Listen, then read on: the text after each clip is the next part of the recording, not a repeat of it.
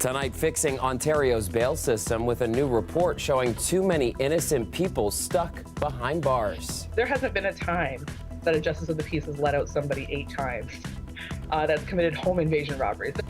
Why a Toronto criminal defense lawyer says the current system is broken and what the provincial government is doing in response. The money's short term. After 3 years, it disappears. And so we're very concerned that we don't have the predictability. Plus, why historic new money from the province for universities and colleges is already worrying some in the industry. Awareness and conscientiousness and otherwise in the community is working. And 43 kilograms of litter sucked up from Toronto's harbour last summer. What the trash team is hoping to accomplish this year to clean up our water. Good evening, I'm Chris Glover. Getting started tonight with a shocking new report about Ontario's bail system from the Canadian Civil Liberties Association. It shows it's a myth that violent repeat offenders are being released en masse. And it comes days after Premier Doug Ford said he wanted more judges on the bench who would be tough on crime. Dale Manukduk has our top story tonight. The Canadian Civil Liberties Association says innocent people are being jailed. Across Canada, 51% of cases conclude with all charges against the individual being withdrawn. This means they are not found guilty of what they have allegedly done. In the CCLA report titled Still Failing, which looks at the bail system, it says in Ontario jails, nearly 80% of people are in pretrial detention, and the constitutional right to a timely bail hearing is often violated. Despite political rhetoric of leniency, slogans such as jail, not bail, or appointing like-minded judges and justices of the peace, bail is not a question of leniency. It is a constitutional right.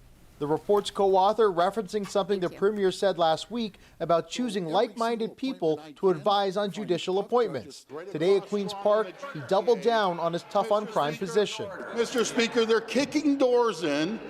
They're putting guns to people's heads, and guess what happens, Mr. Speaker? They get out on bail, then they go do it again, and then they get out on bail again, and then they get out on bail. They've been out on bail 8 times. There hasn't been a time that a justice of the peace has let out somebody 8 times that's committed home invasion robberies. Toronto-based criminal defense lawyer Tanya Kent says the bail system is broken. Recently had a client the other day charged because he was in a car with his friend and the friend had a gun on his waistband. And my client, who has no gun on his person and would have no way to know that this person has a gun on their waistband, is now also charged and waited for a number of days before a bail hearing. Kent says time spent waiting for a hearing can have devastating impacts like losing a job or home. The CCLA has several recommendations for fixing the bail system, including courts remaining open longer and decriminalizing certain charges.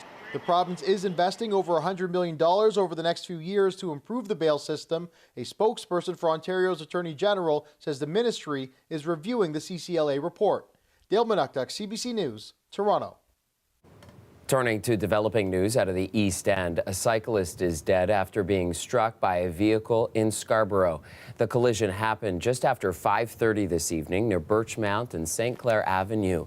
Police say the driver of the vehicle who allegedly hit the cyclist remained on scene and is cooperating with officers. A man in his 50s was taken to hospital by paramedics with critical injuries and was pronounced dead in hospital. To Queen's Park now, where the provincial government is confirming today it's giving an extra $1.3 billion over 3 years to colleges and universities. As we reported last week, a panel appointed by the government recommended much more. Queen's Park reporter Lorenda Redekop has the story. The Minister of Colleges and Universities announced more money for that sector. Most of the details had already been leaked last week. The largest, it's a historic investment, $1.3 billion package, new funding to support colleges and universities in this province. There's also a 3-year tuition freeze for Ontario students. Those schools can charge an extra 5% every year for out-of-province students. Most of the new money, more than $900 million, will go to a sustainability fund for colleges and universities. Of that, $200 million to the schools in greatest need. There's also money for some STEM programs, mental health supports, and building renovations. It's far less than the amount recommended by the province's advisory panel in a report last November. Asked why the government didn't listen to its expert panel, the minister repeated her talking points. Today I'm announcing $1.3 billion in new spending for post-secondary institutions in Ontario. Plus, the panel's recommendation came before the federal government capped international student numbers, meaning less money for schools. The minister's response on what she'll do about it probably sounds familiar. Thank you very much for the question.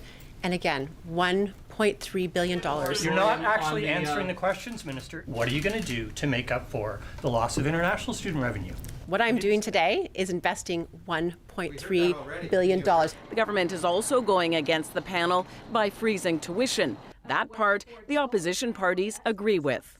We absolutely support a tuition freeze. Students are suffering from the cost of living crisis. But that blue ribbon panel report showed Ontario's funding of colleges and universities is far less than other provinces. Ontario will still be dead last across Canada in terms of the level of per student funding. The province's universities say the money falls far short. The money's short term. After 3 years, it disappears. And so we're very concerned that we don't have the predictability. We don't have the certainty of what revenues we have to provide programming for students. He's hoping for more money in the spring budget. Lorenda Redekop, CBC News, Toronto.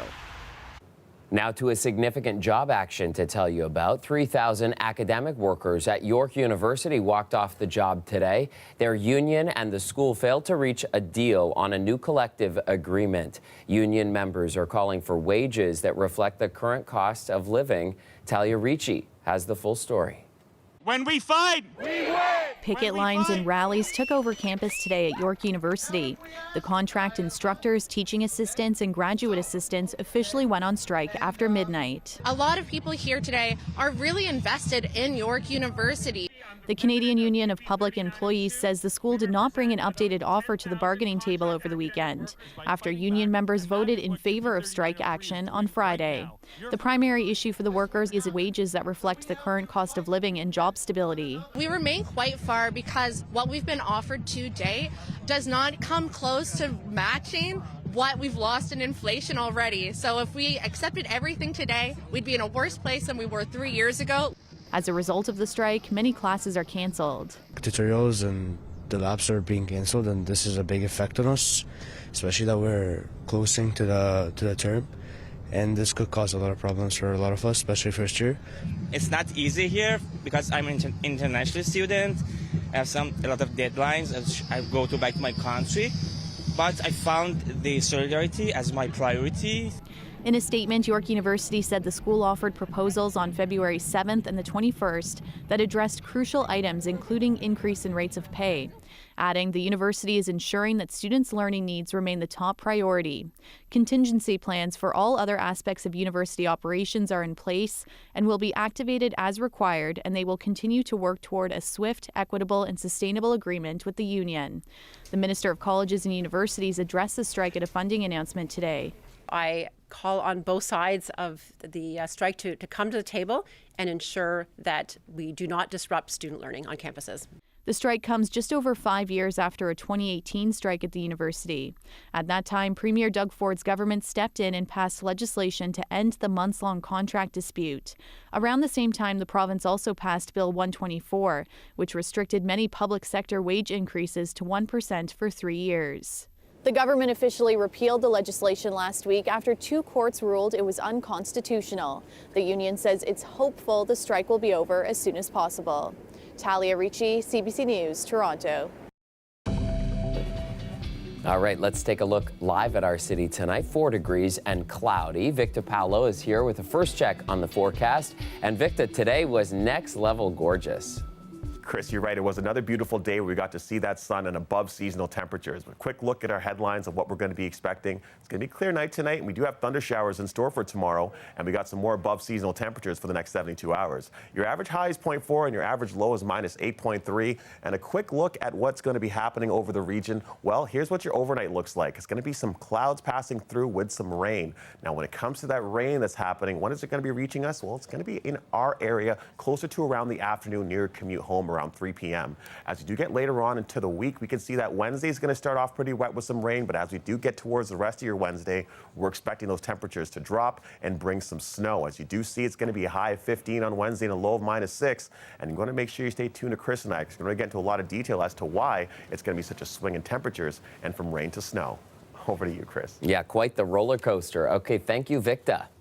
Here's some encouraging environmental news. There are signs that the amount of garbage floating in the Toronto Harbour is on the decline. New data from Ports Toronto and the University of Toronto trash team is providing new info. Tyler Cheese has more.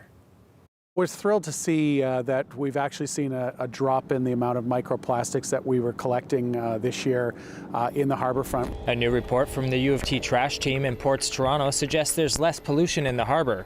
That's something Ports Toronto says is due to an increase in education around the issue. We see that as a very positive indication that awareness and conscientiousness and otherwise in the community is working. But there's still a lot of work to be done. According to the report, the trash team removed 43 kilograms of litter from the harbour between May and October last year. That includes almost 63,000 pieces of small plastic. There's a lot of trash, unfortunately, plastic pollution in our harbour. So I would say, next time you're walking along the waterfront or in a park, have a look down, see what you see what debris, you notice. The top items we find that aren't fragments of broken down bits are cigarette butts and single-use plastic foodware. But fortunately, the team has 2 new Waste Shark Aqua drones to help them out. The Waste Shark can come in there with a remote control and basically kind of scoop it all up. The drones, nicknamed Ebb and Flow, were only used to collect garbage a handful of times, but have already proven incredibly effective. In just 3 trials of the Waste Sharks, we actually got about 20 kilograms of marine debris. That's about the same amount typically gathered by the program's 8 stationary sea bins. Advocates for the preservation of the harbour are applauding the team's efforts. I think the program's wonderful, and they seem to be expanding every year, so it's great to see. She's also glad to see this data shared openly with the public. I think the more people are aware of what we're finding in our water and the types of debris we see, the better equipped we are to tackle the problem at its source. The trash team says this year they'll be able to use the Waste Sharks more frequently, and they expect to see even more improvements in their collection efforts. Tyler Cheese, CBC. Hey, welcome back. Staff at a Toronto private school say they are owed unpaid wages. Their boss is a Toronto businessman we first reported on in 2018. He was convicted and fined for not paying employees. CBC Toronto has learned he still owes hundreds of thousands of dollars, and now there are new complaints. As Sarah McMillan tells us, the case is raising questions about how effective wage theft enforcement is in Ontario.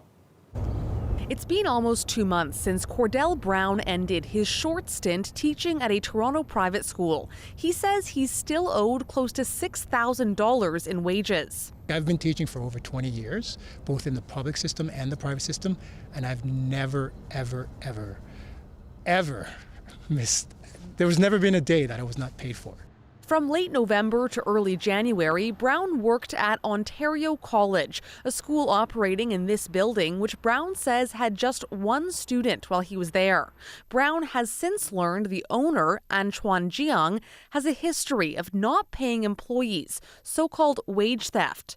We first reported on him in 2018 when we spoke with former employees at a media company Jiang owned, who had been waiting 2 years for months of unpaid wages. In 2021, Jiang pleaded guilty to charges under the Employment Standards Act.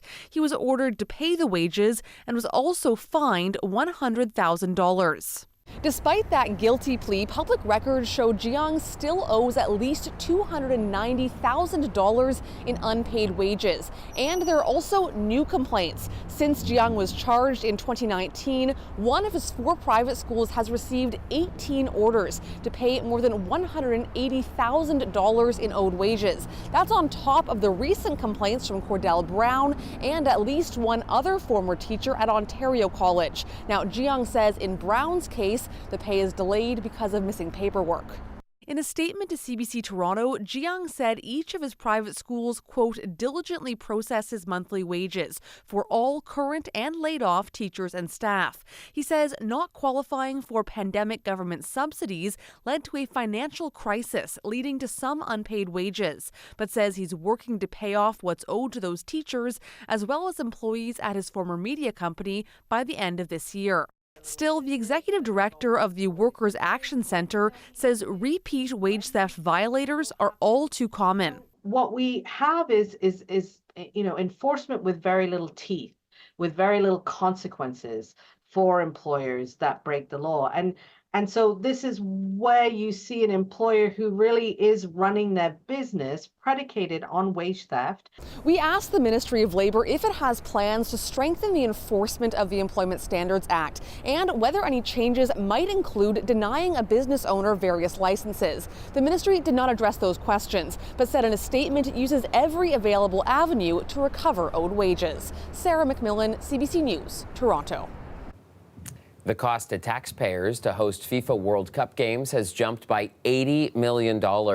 That's according to a new report from city staff just weeks after the city was awarded 6 games for the 2026 tournament, one more than was initially expected. At the time, no one anticipated the rate of inflation of today.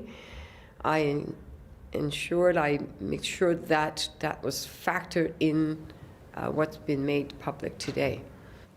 Okay, so some city councillors are frustrated about the spike in costs, saying it's a bad deal for Toronto. The report blames the unexpected 6th game as a reason for rising costs, as well as vendor quotes and safety and security requirements. The city expects hosting the games will lead to an economic boost of roughly $392 million in GDP. A big update today for transit users. Ontario's One Fare program officially kicked in today. Everything really helps at this point, right? People are going to be relying on commuting with insurance rates as well. Having a car isn't practical anymore, so yeah, it's useful for sure. I guess it's a long time coming. It should have been a thing since the start. All right, so you've probably heard it. The new program means no more paying double when transferring between the TTC, GO Transit, and other regional transit systems. Metrolink says the program could save a daily commuter up to $1,600 a year. The province will be shouldering the bill for the program until 2026. After a really cold weekend, the weather has certainly rebounded tonight, sitting at 4 degrees, just a gorgeous night out there. And Victa is here with details on where we go from here. Hey there, Victa. Definitely not a tough February forecast to swallow. Chris, the good news is, as you just did mention, it is not going to be a freezing night tonight in the GTA. It's going to be a pleasant 2 degrees where it feels like -2 with some clear skies, as you do see behind me. Now, here's what we're anticipating when we start our morning. There's going to be a chance of showers, and the sun is expecting to rise around 7 in the morning. Now, when we're looking at our long-range forecast, it's telling us 2 things. Wednesday night into Thursday morning is going to be right back into regular scheduled below seasonal temperatures. We're also expecting some snow to reach the region right around then. But later on, we're also expecting the temperatures to get right back up to mild by the time we reach the start of next week. But all of that rain that seems to be passing, we do see is going to be reaching the Greater Toronto area closer to your commute home on Thursday. Around 3 o'clock, we're expecting corrections on Tuesday. Around 3 o'clock, we're expecting it to pass by, and it should be all said and done, leaving us with some more rain that will be passing by on Wednesday. Now, here's what is going to be happening when it comes to your overnight. It's going to be quite cloudy as you start your Tuesday. That rain should be reaching us around 3, but as we do get later on closer to Wednesday, Wednesday, it's going to be a wet start to your day, and we're also anticipating some snow to pass by right around halfway through the day. Now, this flash can cause flash freezing, as well as with all of the surface that would be wet from the rain previously. We're expecting a low of -6, which can also result in some frozen surfaces. You want to make sure if you're going to be on the roads or you have anywhere to go on Wednesday, you're going to be prepared because the conditions will change quite rapidly. Now, speaking of conditions, we're expecting that rain to turn into snow all the way into your Thursday. And a quick look at the weekend. Well, we talked about this above seasonal temperatures returning by the start of next week, and that's exactly what's happening with only Wednesday and Thursday, the only 2 days of the week where things are closer to more seasonal or below when it comes to that snow. We all hope you have a good night. Over to you, Chris. All right. Thank you, Victor. You have a great night as well. Finally tonight, a teenager from Vaughan has raced his way into the record books. 19-year-old Christopher Morales-Williams set a new world record in the men's indoor 400-meter race over the weekend. The teen is fast, but our Greg Ross managed to catch up with him. Christopher Morales-Williams running a great race here. In fact, it was the greatest 400-meter race of all time. Christopher Morales-Williams finished with a time of 44.49 seconds at the NCAA Southeastern Conference Championships, setting a new world record. When I got about 120 meters to go, I felt amazing. I just didn't feel that tired at all, and so I just kept running, and then I realized, I really want to win this race. Speaking to us after class today from the University of Georgia, Williams says maybe the most amazing part of his world record time is the fact that he almost didn't run the race on Saturday because he wasn't feeling well. I went to go eat lunch. I had barely any of it, and then I started to throw up when I was about to leave for the bus. But he pushed through it, running the race of his life. He beat his previous personal best by nearly a second. It's a lot. It's like 10 meters, almost. So 10 meters is a big difference. He beat himself by 10 meters almost. Williams says one of his biggest inspirations is fellow Canadian sprinter Andre DeGrasse. Both are products of Toronto's Speed Academy. I always looked up to him, especially when I saw him at the Pan Am Games in 2015, because that was in Canada. It was in New York. I just always wanted to follow in his footsteps because I started to do track, and I was like, I just want to be like Andre. Now Williams hopes he can be an inspiration to young Canadian athletes, just like DeGrasse was for him. Hopefully a lot of people will look up to me or see the things that I've done, and hopefully I inspire them to work harder. Greg Ross, CBC News, Toronto. Another superstar in the making. I just love it. All right, that is it for us tonight. Thanks so much for joining us. I'll be back with you tomorrow night at 11, and we'll see you then.